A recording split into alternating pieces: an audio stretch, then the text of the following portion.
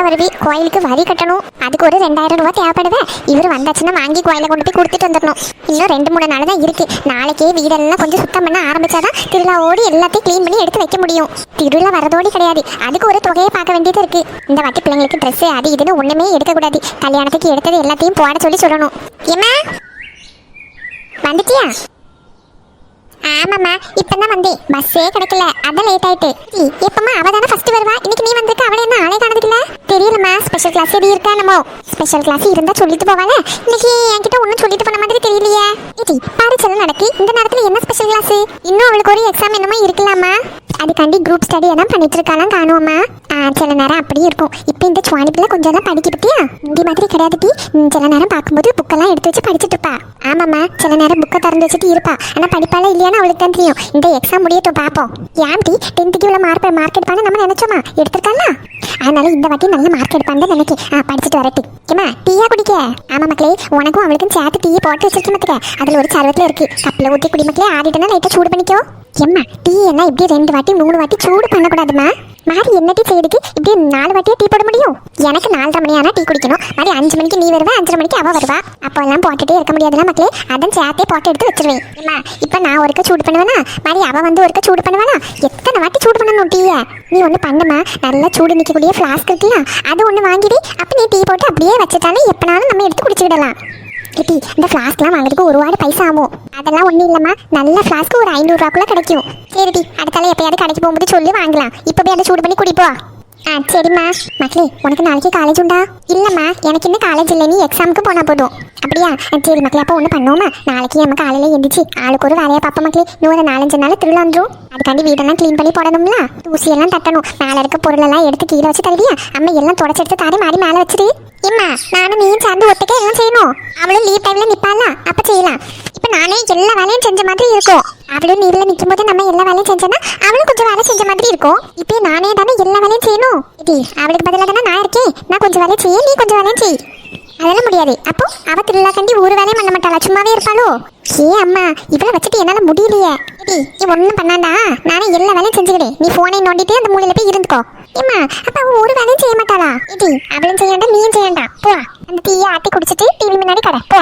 எது சொன்னாலும் உனக்கு கோவம் மட்டும் வரும். நானே செஞ்சு தொலைக்கேன். இது காலேஜுக்கே போயிருக்கலாம். வீட்டில இருந்து எல்லா வேலையும் செஞ்சுட்டு கிடக்கணும். வேலை செய்யணும்னா என்ன மச்சல தான் இருக்கு. நம்ம எல்லாம் இதுங்க வயசுல என்ன வேலை பார்ப்போம். தோட்டத்துக்கும் வீட்டுக்குள்ள அலைவோம். இப்போ வீடு தூக்கிறதுக்கும் பாத்திரம் கழுவுறதுக்கும் தான் இதுகளுக்கு மச்சலா இருக்கு. ஏம்மா ஏம்மா கொஞ்சம் இங்க வாமா, யாரெல்லாம் வந்திருக்காங்கன்னு பாரு. இந்த நேரத்துல யார் வந்திருக்காவ? இது என்ன பாரு.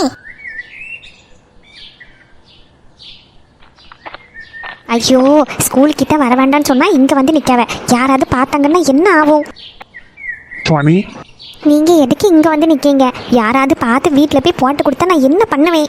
நீ தானே ஸ்கூல் கிட்ட வர வேண்டாம்னு சொன்ன, அதான் இங்கே வந்தேன். எனக்கு ஒன்றை பார்க்கணும் போல இருந்துச்சு சொன்னி, அதுக்கு தான். இன்னும் உனக்கு ஒரு எக்ஸாம் தானே இருக்கு. அப்புறமா நீ ஸ்கூல் கிட்டேயும் வரமாட்டேன், உன்னை வீட்டுக்கிட்ட வந்து பார்க்கவும் முடியாது. அதான் சும்மா அப்படியே மீட் பண்ணிட்டு போகலான்னு வந்தேன். அதான் திருவிழா வருதுலாம். திருவிழா டைம்ல எப்பவுமே எங்க திருவிழா தானே நிற்பீங்க. அது நிற்பேன், ஆனால் உன்கிட்ட பேச முடியாதுல்ல. நான் ரொம்ப நேரமாக வெயிட் பண்ணிட்டு இருக்கேன். அப்பவுமே எக்ஸாம் முடிஞ்சாச்சுல, ஏன் இவ்வளோ நேரம்? இன்னும் ஒரு எக்ஸாம் இருக்கு, ஒண்ணுமே தெரியாது. அதான் எல்லாருமே சேர்ந்து குரூப் ஸ்டடி பண்ணிட்டு எந்தெந்த கொஸ்டின்ஸ் எல்லாம் வரும் அப்படின்னு பார்த்துட்டு வந்தேன். அதான் கொஞ்சம் லேட் ஆயிட்டு. எங்க வீட்டில் வர சொல்லவே இல்லை இன்னைக்கு லேட் ஆகுன்னு. வீட்டுக்கு போனா அம்மா இனி என்னெல்லாம் ஏசுவாங்களோ. அது உங்க அம்மா கிட்ட சொல்லு, எக்ஸாமு குரூப் ஸ்டடி அப்படின்ட்டு. எனக்கு முந்தையே எங்க அக்கா போயிருப்பாளா, அவ வீட்டில் போய் நல்லா மாட்டி விட்டுருப்பா. சரி, எக்ஸாம் எல்லாம் எப்படி பண்ணியிருக்கியா? நல்லா பண்ணியிருக்கியா? ஆமா. அப்போ எல்லா சப்ஜெக்ட்லேயும் நல்ல மார்க் வாங்கி பாஸ் ஆயிடுவேன். அது என்ன அவ்வளோ டவுட்டாக கேட்குறீங்க? கண்டிப்பாக நல்ல மார்க் வாங்கி பாஸ் பண்ணிடுவேன். சரி சரி, குட் குட். ஆமாம், இதுக்கு இப்போ திடீர்னு என்ன பார்க்க வந்திருக்கீங்க? வீட்டில் நடந்த விஷயம் பற்றி சுவாணி கிட்ட சொன்னால் ரொம்ப ஃபீல் பண்ணிக்குவா. ஆனால் அவகிட்ட இதை பற்றி மறைக்கிறதும் கஷ்டம்தான். இதே கம்பெனியில் வேலை பார்த்துட்டு இருந்தா டெய்லி எங்கள் அப்பா என்னை இப்படி தான் டார்ச்சர் பண்ணிகிட்டே இருப்பாங்க.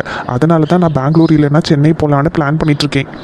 இவகிட்ட சொன்னால் எப்படி எடுத்துப்பான்னு தெரியல. வீட்டில் நடந்த பிரச்சனையை சொல்லாமையும் இருக்க முடியாது. இங்கேயும் நல்ல கம்பெனியில் தானே ஒர்க் பண்ணுறீங்க, இங்கேயே ஒர்க் பண்ணுவங்கன்னு சொன்னால் என்ன பண்ணதுக்கு? ரீசன் கேட்டால் எதுவுமே சொல்ல முடியாது. சரி, அவகிட்ட சொல்லாமல் போனால் ரொம்ப ஃபீல் பண்ணுவா. பேசாமல் சொல்லிடலாம். என்னாச்சு? என்ன யோசிச்சுட்டு இருக்கீங்க? சுவாணி, அது வந்து உன்கிட்ட ஒரு விஷயம் சொல்லணும். நீ கோவப்பட மாட்டேன்னு நினைக்கேன், ஃபீல் பண்ணவும் கூடாது, சரியா? என்ன விஷயம்? திருவிழா முடிச்சதுக்கு அப்புறமா நான் பெங்களூர் இல்லைன்னா சென்னைக்கு போகலான்னு பிளான் பண்ணிட்டு இருக்கேன். என்ன, பெங்களூர் போறீங்களா? ஆமாம். ஏன் திடீர்னு இங்கே ஒர்க் பண்ணுற கம்பெனியே நல்ல கம்பெனின்னு தானே சொன்னீங்க? ஒரு 2-3 வருஷத்துக்கு இங்கே எப்படியாவது நின்றுடணும்னு தானே சொன்னீங்க. திடீர்னு ஏன் பெங்களூர்? என்னாச்சு? ஏதாவது பிரச்சனையா? பிரச்சனை எல்லாம் ஒன்றும் இல்லை. கம்பெனி லைட்டாக சேஞ்ச் பண்ணி பார்க்கலாம் அப்படின்னு நினச்சேன். இல்லை, நீங்கள் என்கிட்ட எதையும் மறைக்கிறீங்க. அதெல்லாம் ஒன்றும் இல்லை சுவானி. வீட்டில் ஏதாவது பிரச்சனையா? அதனால தான் நீங்கள் போகணும்னு சொல்லிட்டு இருக்கீங்களோ? சுவானி, அப்படியெல்லாம் ஒன்றும் கிடையாது. ஒரு நல்ல கம்பெனியில் ஆஃபர் வந்திருக்கு, அதனால தான். மற்றபடி நீ எதுவும் நினச்சி கவலைப்படாத. நீங்கள் என்கிட்ட எதுவும் போய் சொல்லலைங்களா? அதெல்லாம் இல்லைம்மா. உன்கிட்ட நான் எதுக்கு போய் சொல்லணும்? நல்ல கம்பெனி, நல்ல சேலரி பேக்கேஜ் இருக்குது, அதனால தான் போகலான்னு நினச்சேன். உனக்கு பிடிக்கலன்னா சொல்லு, நான் இங்கே இருப்பேன். இல்லை அதெல்லாம் வேண்டாம். நல்ல கம்பெனி, நல்ல சேலரி இருக்குன்னு சொல்லிட்டீங்களா? போனால் மறுபடியும் எப்போ வருவீங்க? சுவானி, உனக்கு என்னை எப்போல்லாம் பார்க்கணும்னு தோணுதோ ஒரு மெசேஜ் இல்லைன்னா ஃபோன் பண்ணு, நான் ஓடி வந்துடுவேன். அதே மாதிரி எனக்கு உன்னை எப்போல்லாம் பார்க்கணும்னு தோணுதோ அப்போல்லாம் வந்துடுவேன். பெங்களூர் இங்கே இருக்குது. நைட்டு பஸ் ஏறினா காலையில் கொண்டாந்து விட்டுருவாங்க. நீ இப்படியெல்லாம் மூஞ்சி வச்சுட்டு என்ன அனுப்பாத. எனக்கு கஷ்டமாக இருக்கும் சுவானி. எனக்கும் போக விருப்பம் இல்லை தான். ஆனால் என்ன பண்ணுறதுக்கு? உனக்கு என் வீட்டில் உள்ள சுச்சுவேஷன் எல்லாம் தெரியும் தானே. நான் இங்கே இருந்தால் எங்கள் அப்பா அவங்க கம்பெனியில் வேலை பண்ணி ஜாயின் பண்ணுன்னு என்னை போட்டு உயிரை வாங்கிட்டு இருப்பாங்க. அதனால தான், வேறு எந்த ரீசனும் கிடையாது. திருப்பியும் உங்கள் அப்பா ஏதாவது பிரச்சனை பண்ணாங்களோ? பிரச்சனை எல்லாம் எதுவும் பண்ணலம்மா. ஆனால் என்கிட்ட வந்து திருப்பியும் நம்ம கம்பெனிலே ஜாயின் பண்ணு அப்படின்னு சொல்லிட்டு இருந்தாங்க. நான் வேற அது முடியாதுன்னு சொல்லும்போது தேவையில்லாத பிரச்சனை வரும். அம்மா தங்கச்சி எல்லாரும் ஃபீல் பண்ணுவாங்க.